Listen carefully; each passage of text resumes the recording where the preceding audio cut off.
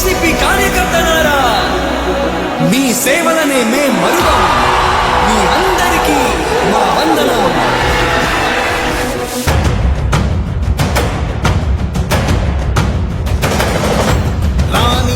భగ చావే ఎదురుగా అయినా అదరని ధైర్యంలా, లక్ష్యం మరువక పంతం విడువక యుద్ధం గెలిచెను సైన్యంలా.